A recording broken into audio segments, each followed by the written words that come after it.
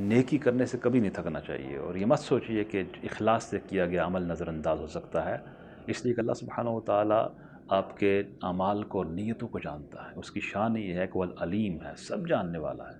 لہٰذا استقامت اور مستقل مزاجی سے جس قدر ممکن ہو سکے نیکی کو بجا لانا چاہیے۔